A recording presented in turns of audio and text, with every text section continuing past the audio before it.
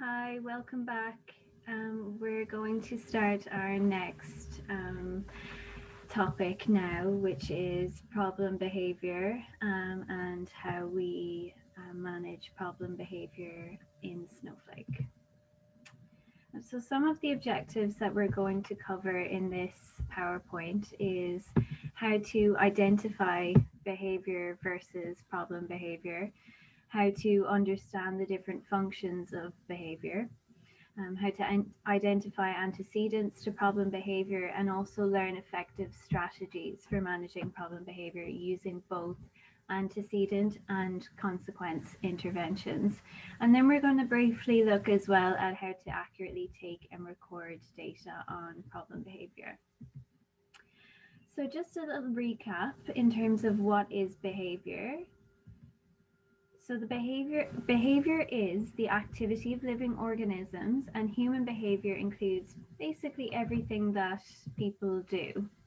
So a technical definition then is that portion of an organism's interaction with its environment that's characterized by detectable displacement in space through time of some part of the organism, and that results in measurable change in at least one aspect of the environment.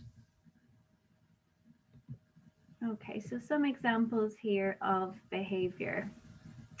So some examples would include talking, walking, writing, swimming, scratching an itch, and breathing. So if we think again about the dead man's test that we covered in our last PowerPoint, all of these are things that a dead man can't do. Therefore, it is behavior. So we have quite a few active student responding questions in this PowerPoint. So I will give a little bit of time for you to think about the answer. If for whatever reason you have a question about why something is or isn't behavior, just jot it down and we can go through it in person. So which one is behavior out of these three? So A, floating down a river, B, breathing, or C, wearing trousers?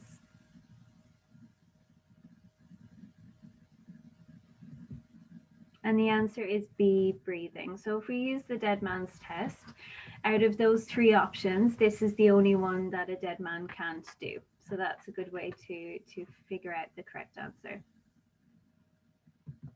So our second ASR. So again, which one is behavior? So being scratched, sitting, or playing with saliva?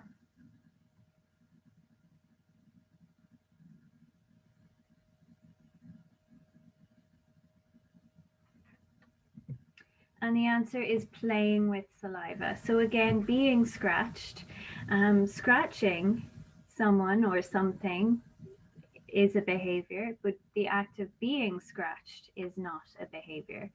Sitting also isn't a behavior because a dead man can sit. So the answer is C, playing with saliva. This is something that a dead man can't do. So what is not behavior then? So the dead man's test. So just a little recap. So if a dead man can do it, it's not behavior. And if a dead man can't do it, then it is behavior. So which out of these is not behavior? So A, giving someone a high five, B, being hungry, or C, blinking?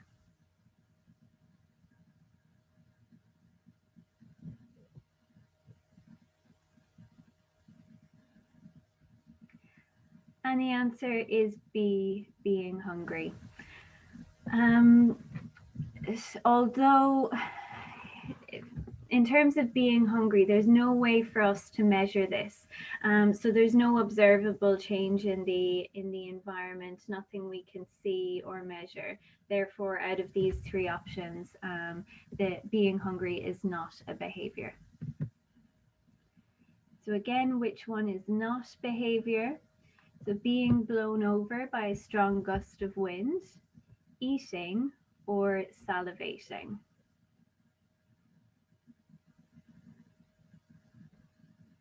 And the answer is A, being blown over by a strong gust of wind. Can a dead man be blown over by a strong gust of wind? Probably yes. Can a dead man eat? No. Can a dead man salivate? No.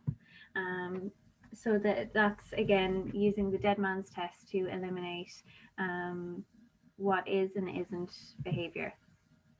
So when we talk about problem behavior, what are we talking about? So now that we've identified what behavior is and is not, what do we mean about the term when we use the term problem behavior? So problem behavior is any behavior that interferes with an individual's learning. And it's also a behavior that can have a negative impact on their quality of life. So, just a definition here. So, culturally abnormal behavior of such intensity, frequency, or duration that the physical safety of the person or others is placed in serious jeopardy, or behavior which is likely to seriously limit or deny access to the use of ordinary community facilities and or limit the person socially. So this is something that we really have to think about in Snowflake School in terms of what interventions we put in place for the pupils in terms of managing problem behavior and whether something actually is a problem behavior or not.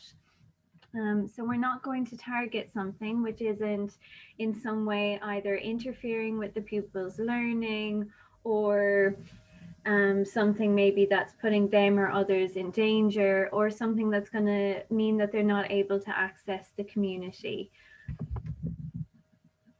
Okay, so another ASR. So which of the following is an example of problem behavior? So A, Jamie slowly and calmly stands up and walks away from the table when asked, give me the one that says oink. Karen watches too much TV. Or Sid says hi when Tara says hi.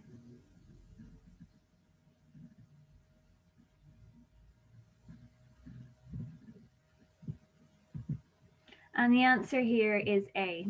Jamie slowly and calmly stands up and walks away from the table when asked, give me the one that says oink. It's clear in this example that Jamie is in a learning situation or learning environment, and she's engaging in the behavior of standing up and walking away, which is something that is going to impact her ability to access learning. In terms of B, there isn't really enough information here to say that this is a problem behavior. If we had more information and we knew whether or not Karen was watching TV and not engaging in anything else, then it might be a problem behavior. But with the information that we're given, we wouldn't consider this to be a problem behavior. And obviously, saying hi to someone when they say hi to you is appropriate, and it again isn't a problem behavior. So this is a recap again in terms of how we can measure, or how we can not measure, identify behavior. So the first way we can identify behavior is through the form or shape of the behavior. So what does the behavior look like itself? So a really clear objective description of what the behavior looks like. The function of behavior then, why the behavior is occurring.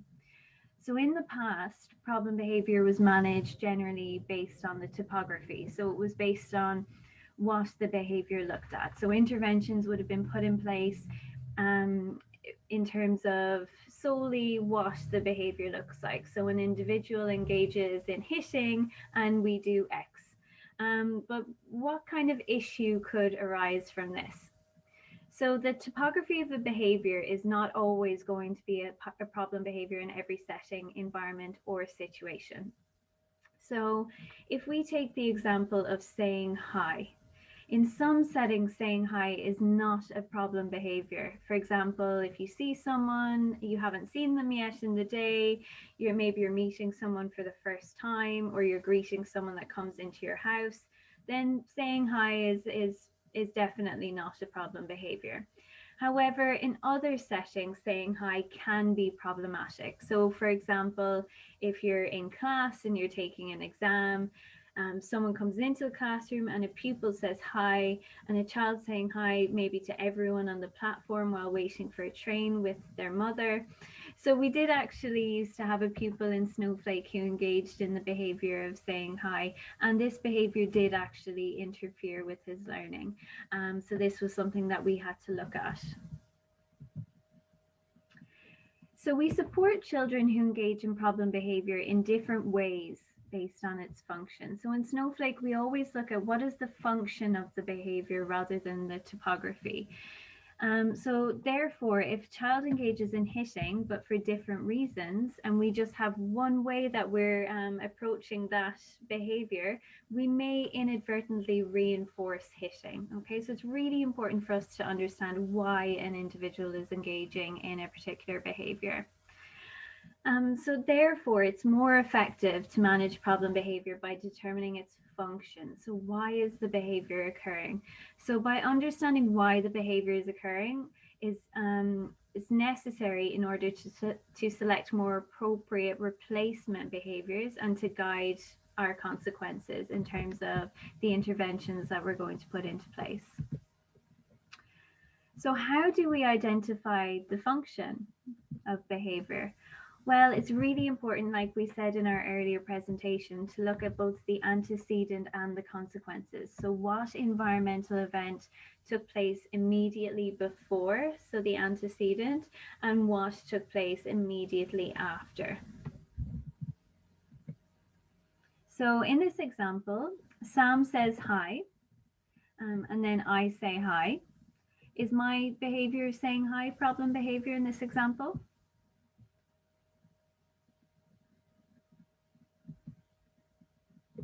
Well, the function of my behavior is more than likely attention from another individual, and it's not problem behavior. But in this next example, Sam asks me to write Tara, and instead I say hi. Is my behavior then of saying hi problem behavior? Well, it could be. So there isn't really a whole lot of information in this example, but it's likely that this function of my saying hi in this example is escape from demands, which might actually interfere with my learning. So in this second example, it's more likely that the behavior is a problem behavior. So when we're talking about the functions of behavior, we're looking at what we call seat. Okay, so these are the 4 functions of behavior. So S stands for sensory, or also known as automatic reinforcement. E stands for escape. A stands for attention, and T stands for tangible. Okay.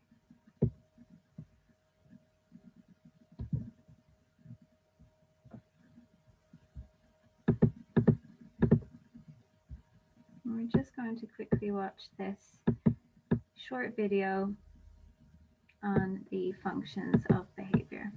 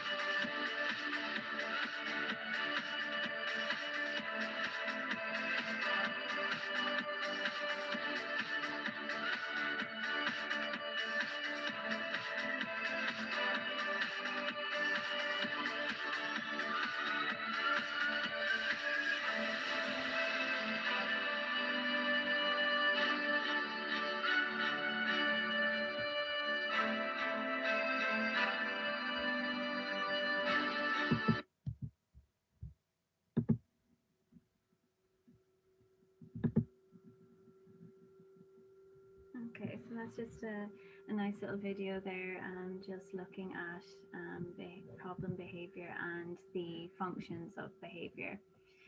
So as it was described in the video, if we take a look at sensory or automatic reinforcement, is when the reinforcement is inherent in the response itself. Okay, so the response itself is reinforcing. So it's behaviors that are automatically reinforcing. So these tend to actually occur across all environments with a variety of different people and even when the individual is alone. So that's a really good indication to us when we're looking at whether a particular behavior is actually, the function of it is sensory, is when it happens across all environments, when lots of people are around, and even when the individual is actually alone as well. So it's important to note that what the behavior looks like doesn't give an indication of its function.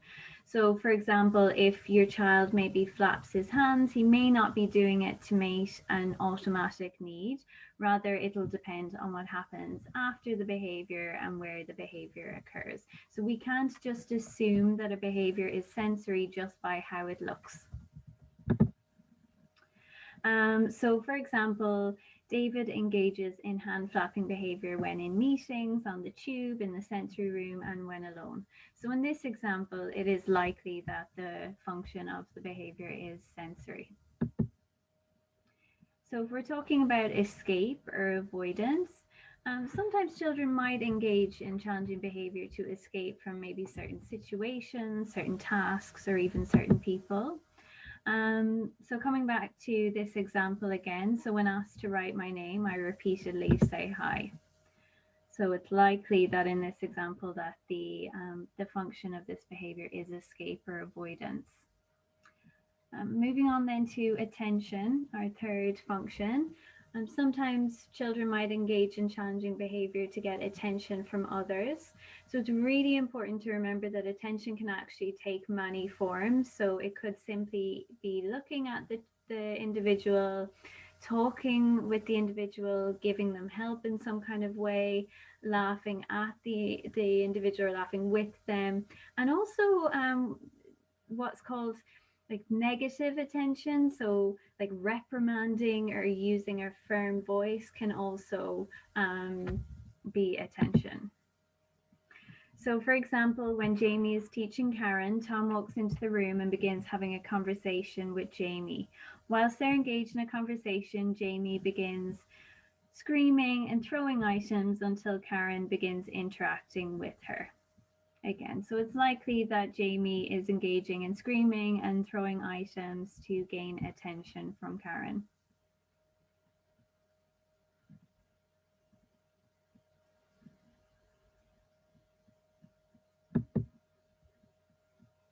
So tangibles then. So sometimes children might engage in challenging behavior to gain access to a tangible item or a desired activity. So tangible items can include things like food, toys, computer time, maybe a turn at a game. So for example, when Carol wants to play with the iPad, she scratches her mum on the arm until she's given the iPad. Okay, so what are the four functions then of problem behavior? Is it A, sensory, tangible, excitable, and tired? B, sickness, moody, attention, environment? C, tangible, attention, sensory, escape? Or D, they don't like their tutor?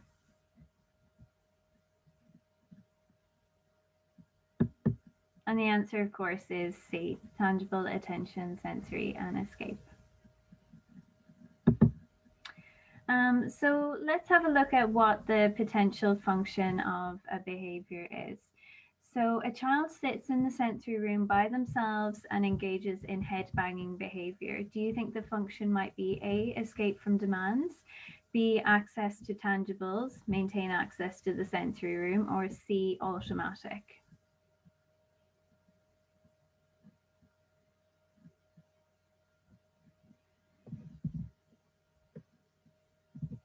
And the answer is C, automatic. And what gives it away in this example is the fact that the individual is by themselves in the sensory room and they're engaging in this behavior.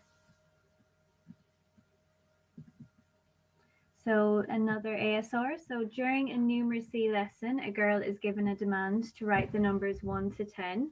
She begins to bolt around the room and hit other children. She is then removed from the class.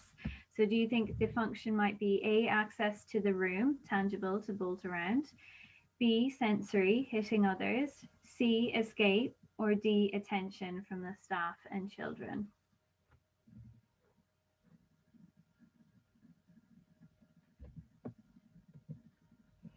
It's likely that in this example, the function of the behavior might be escape, because the consequence to that behavior is that she's removed from the class. Okay. So a child is sitting at their desk when a staff member walks past. The child puts out their hand and taps the staff member on the leg. The child then turns back to their tutor and smiles. Do you think A, this is no function, B, sensory, C, escape, or D, attention?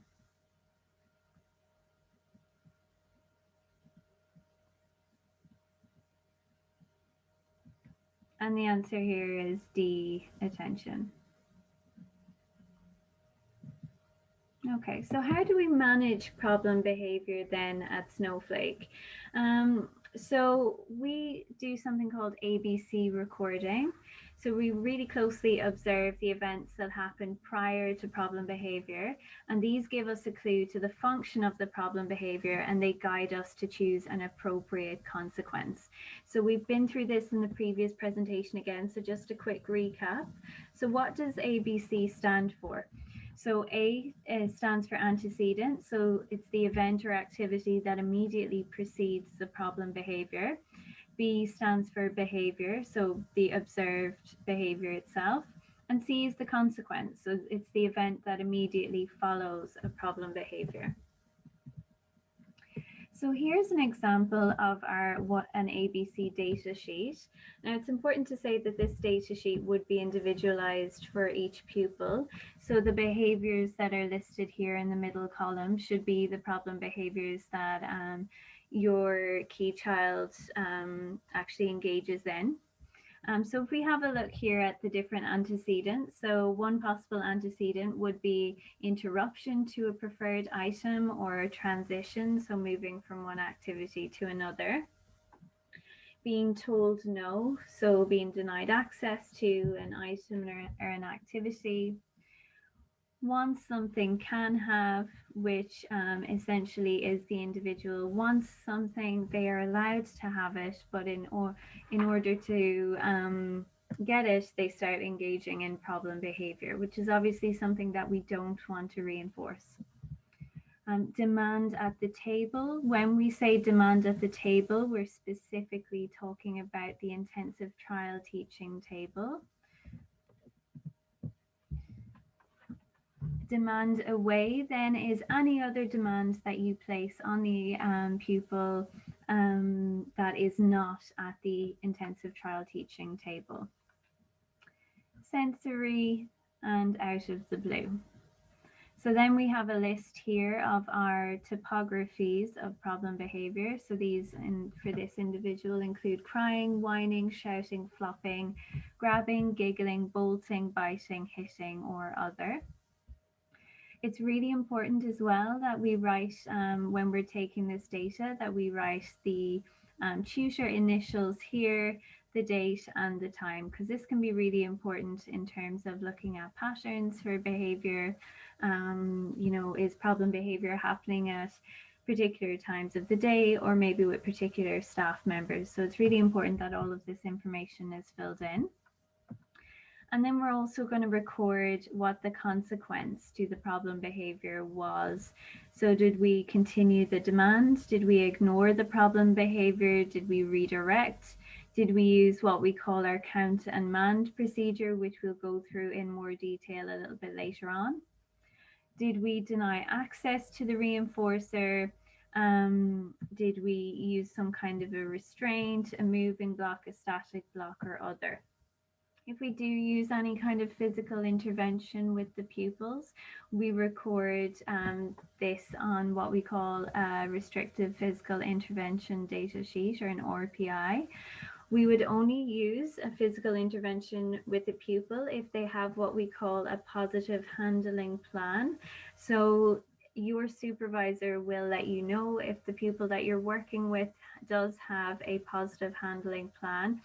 And you also won't be expected to do any kind of what we call team teach intervention if you haven't been trained in that kind of intervention.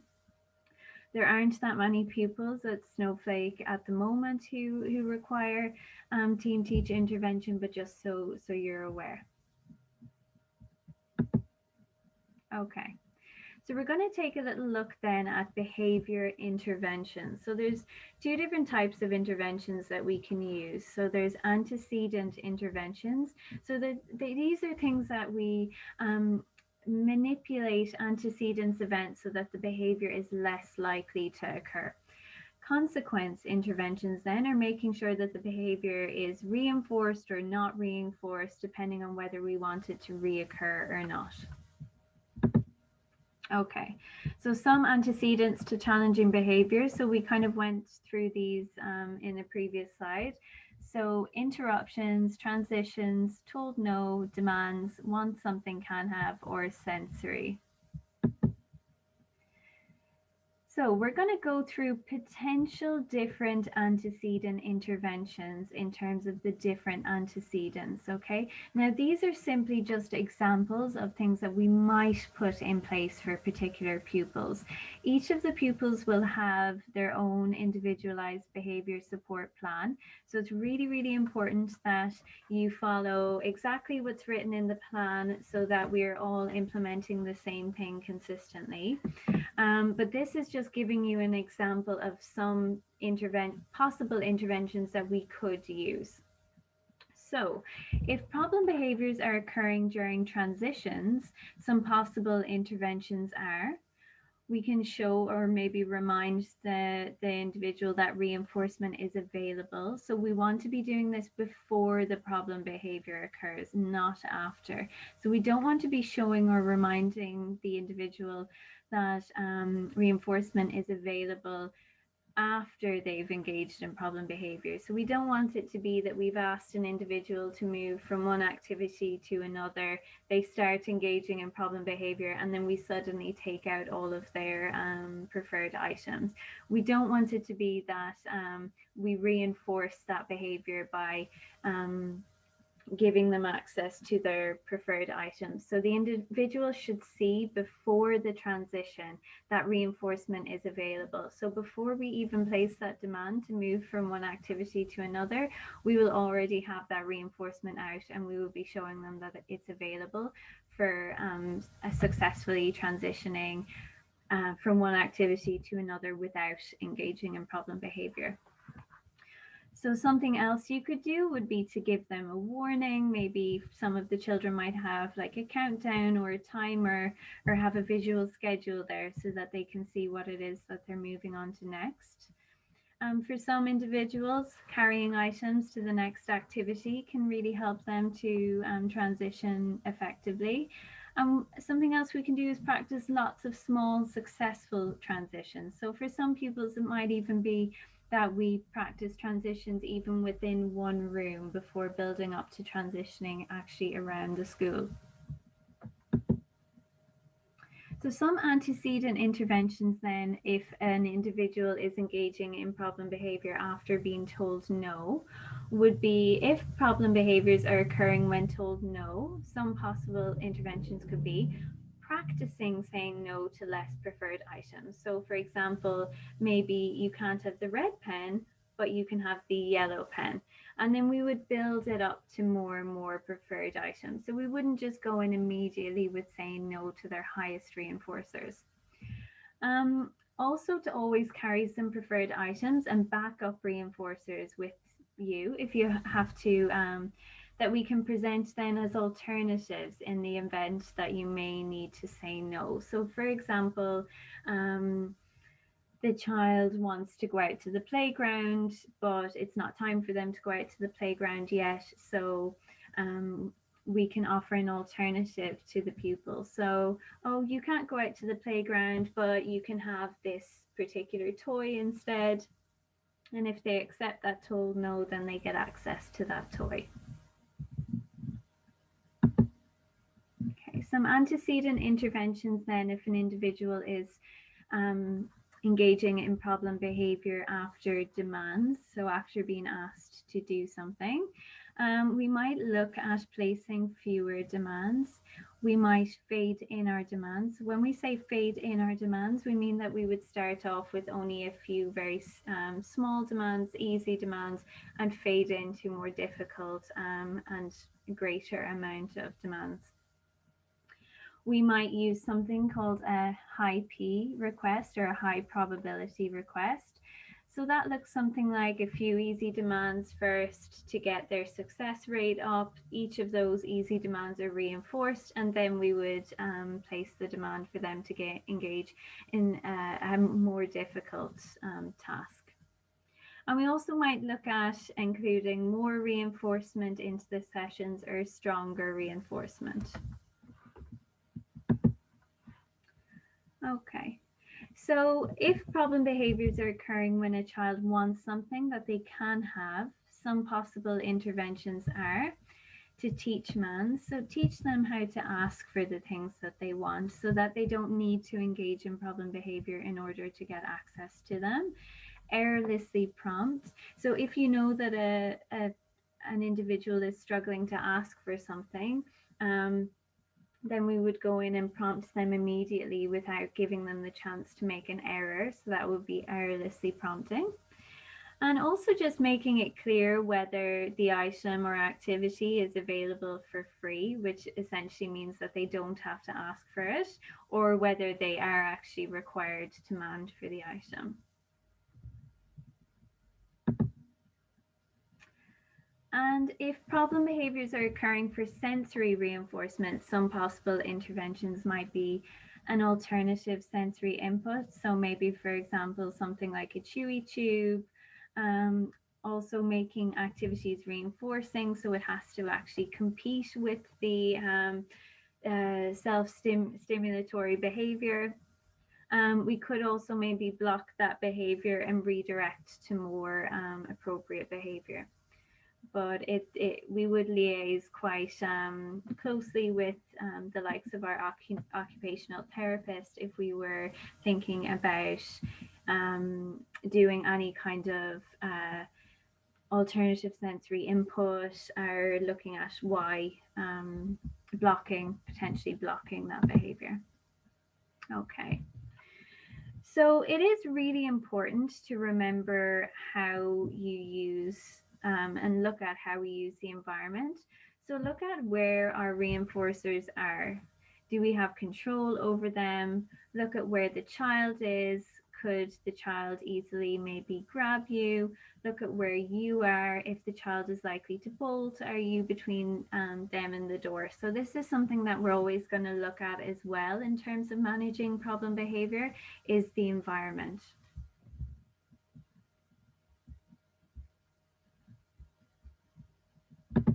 Okay.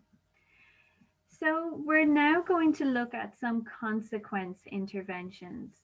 So remember, we're going to make sure that desirable behavior is reinforced and problem behavior is not reinforced.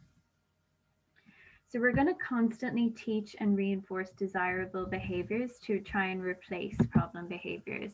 So this is why it's understanding the function is important. So that's why we can teach functionally equivalent behaviors.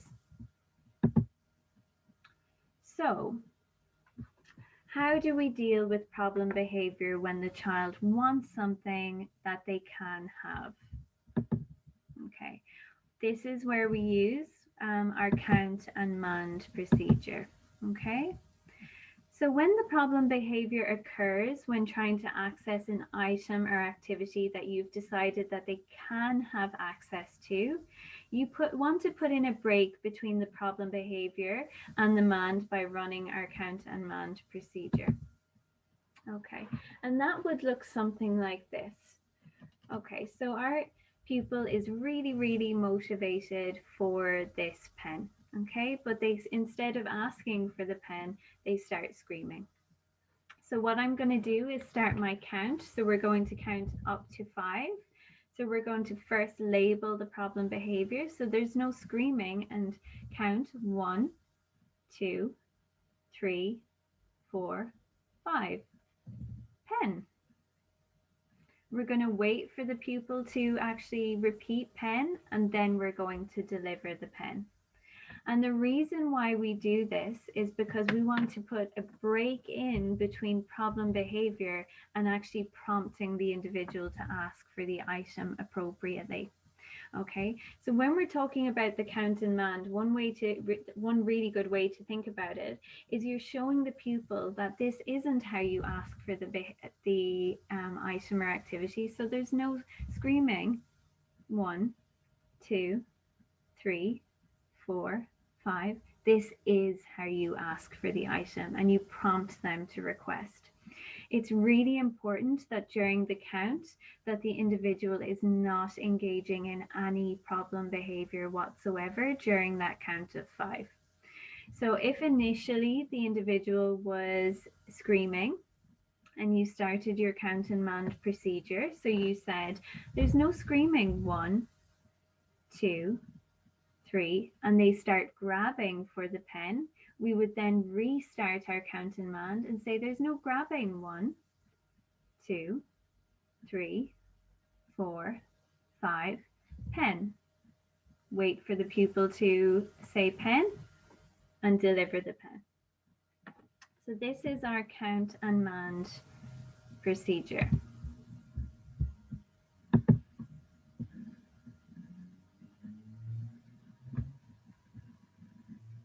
Okay, we're going to have a little look here at a video of the count and mand procedure.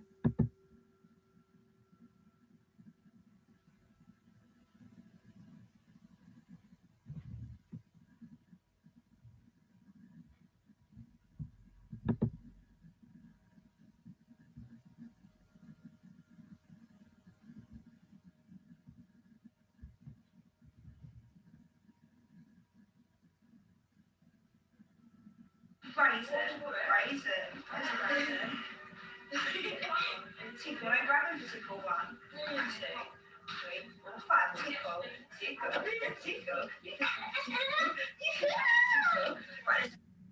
Okay, so you can see there that our pupil is motivated for tickle. So this was the sign for tickle, but instead of initially requesting it, she was grabbing at her tutor's hands. So we don't want to reinforce that behavior. So instead, her tutor ran our count and mand procedure. So there's no grabbing for tickle 1, 2, 3, 4, 5, and then prompted the man tickle. Waited for the pupil to sign tickle and then delivered the tickles. So let's watch that again very quickly.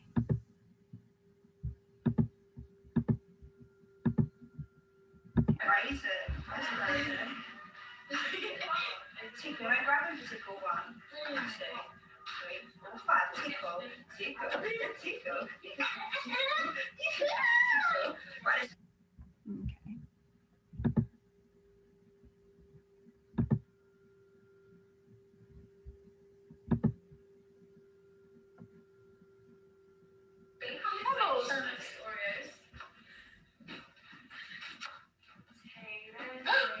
Wow.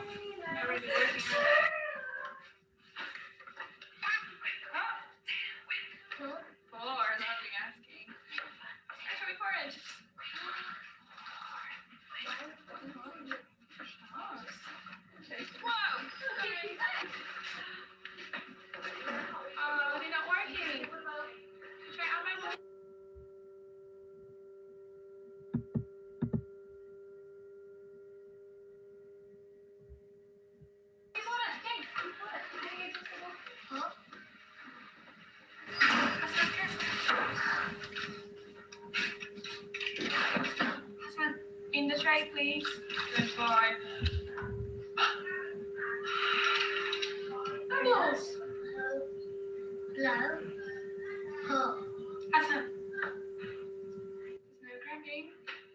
1, 2, 3, 4, 5. Bubbles. Wow. Okay, so just another example there of our count and mand procedure being used.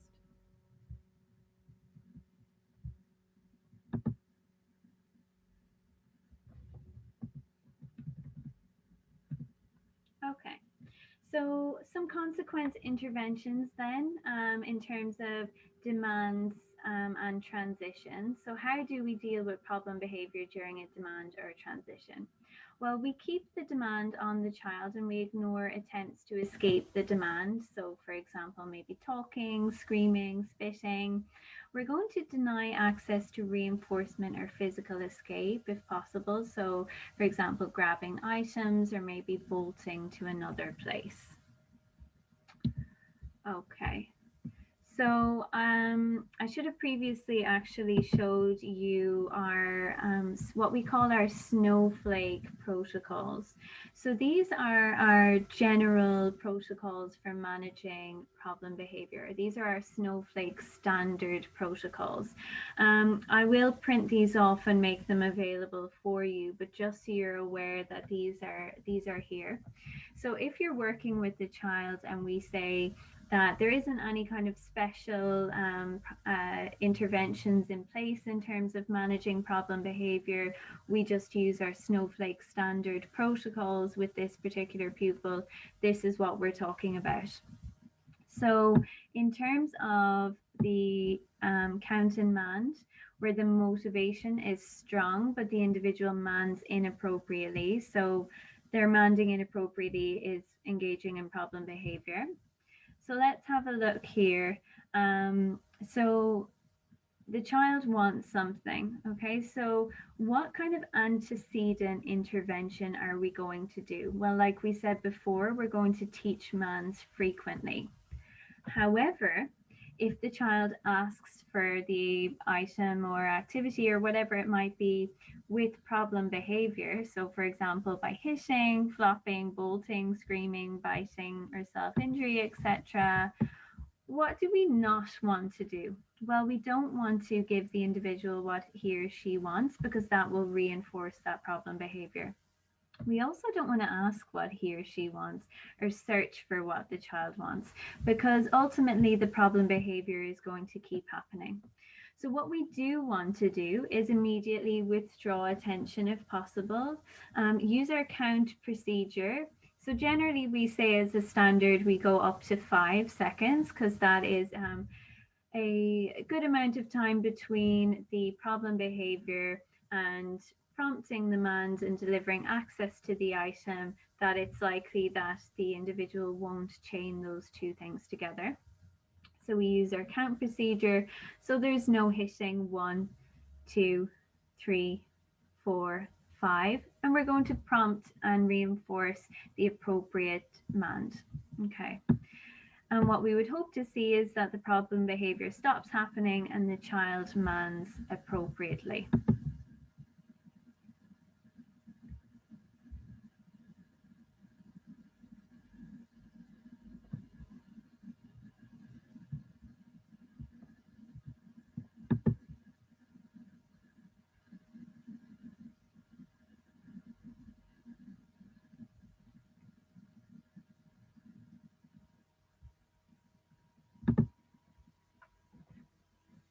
Okay, so this is our Snowflake standard protocol for interruption or transition.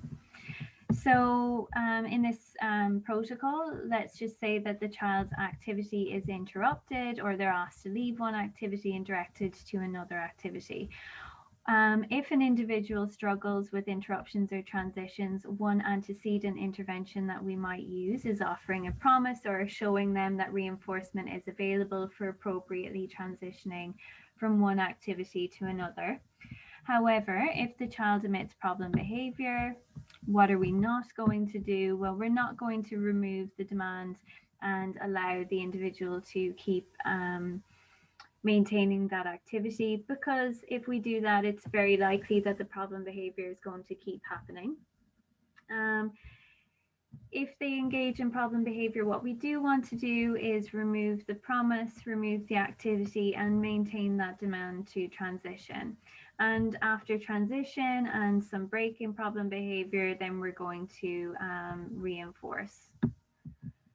So what we would hope to see then would be that problem behavior would stop happening and that the child would learn to transition easily.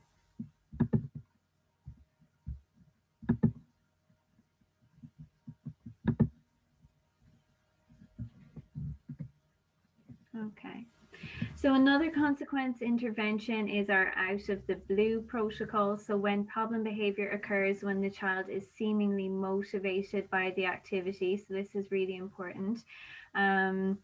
So, for example, they're manding, they're playing, they're smiling, they're looking at you, they're displaying motivated behavior, but they suddenly start engaging in problem behavior. We're going to run the out of the blue protocol. So, we only run this protocol if there's no identifiable antecedent. Okay, have a look at our out of the blue protocol. So, this is our out of the blue snowflake standard protocol. So out of the blue, there's no obvious environmental stimulus, there's no demand, they're not being told no to anything, it's not a medical problem. So that's really important as well, that we keep an eye out for behaviors that potentially indicate a medical problem. Okay, so an antecedent manipulation we can use is teaching manding frequently. So teaching the child to ask for whatever it is that he or she might want or need. However, if the child emits or individual emits problem behavior, what we don't want to do is ask them, he or she, what they want, search for what the individual might want, talk to the individual to discover the reason for behavior, because it's likely if we do this, the problem behavior is going to keep happening. What we are going to do is immediately withdraw our attention, obviously except to protect. So we do want to make sure that we always have a close eye on the child, that we can see them, we can see what they're doing and that they're still safe. Obviously the children's safety is the most important aspect. So we're also going to block access to reinforcers. So we don't want the child to have access to reinforcers while engaging in problem behavior, because we don't want to inadvertently reinforce that problem behavior. So we're going to simply wait for 5 to 10 seconds of no problem behavior before we start attending to the child and reinforcing an appropriate change in behavior. So we would hope to see that the child then, that the problem behavior stops happening and that the child complies with demands during activities. Okay.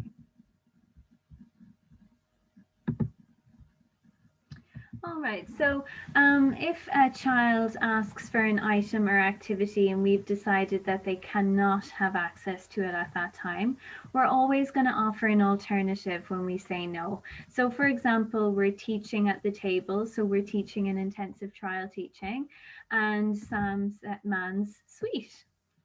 And I say, you can't have a sweet, but you can have the iPad.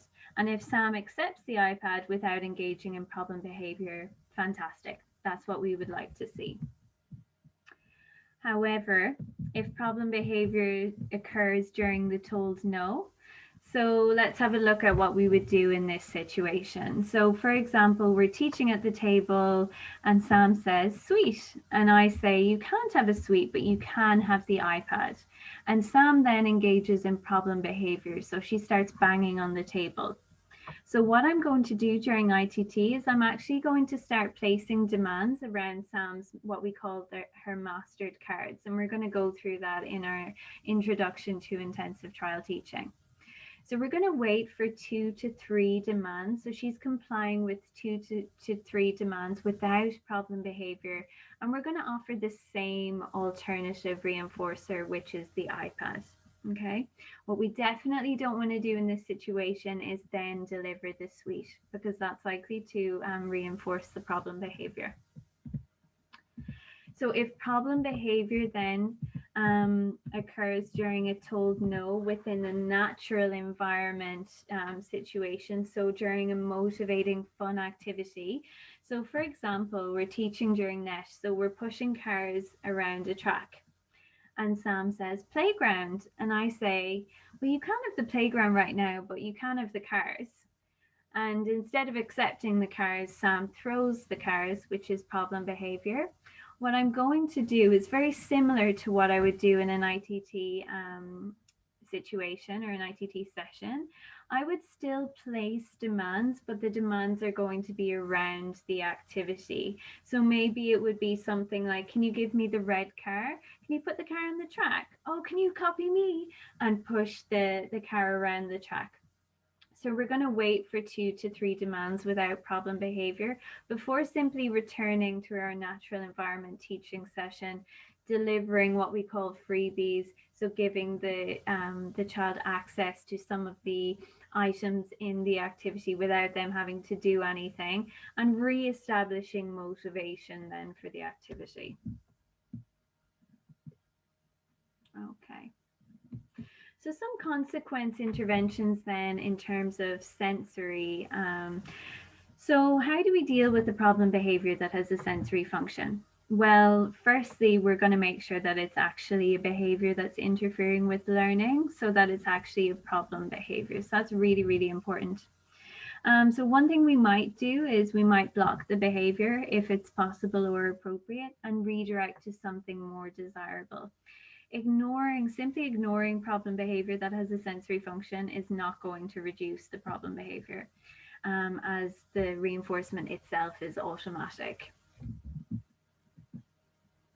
Okay, so let's just make sure that we go through the rest of these protocols. So this is our Snowflake standard protocol for demand during activities.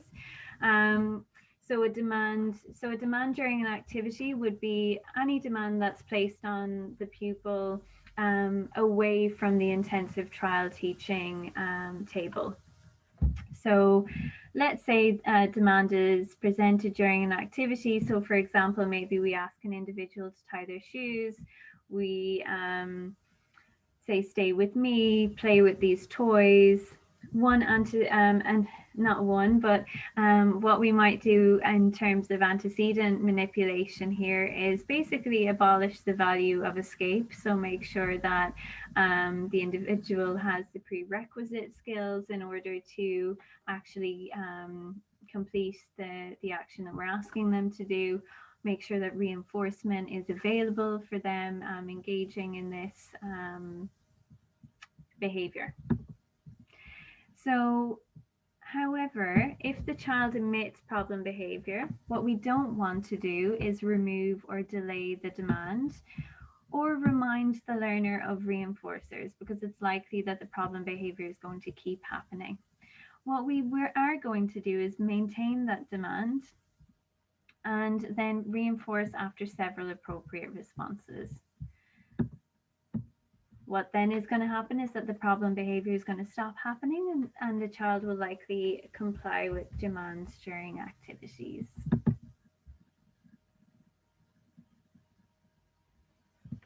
Okay.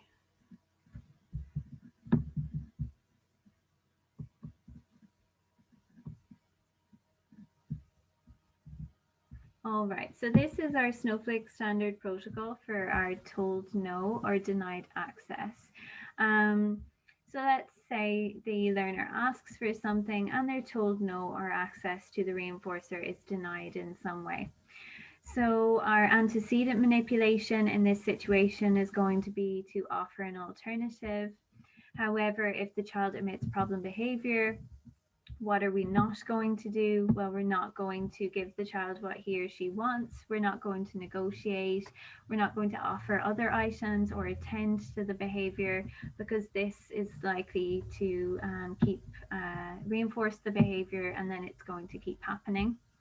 What we are going to do is not give the child what he or she wants. We're going to remove that initial alternative and remove all attention for the problem behavior as well, except to protect. So the problem behavior hopefully is going to stop happening, and the child will learn to accept no in the future.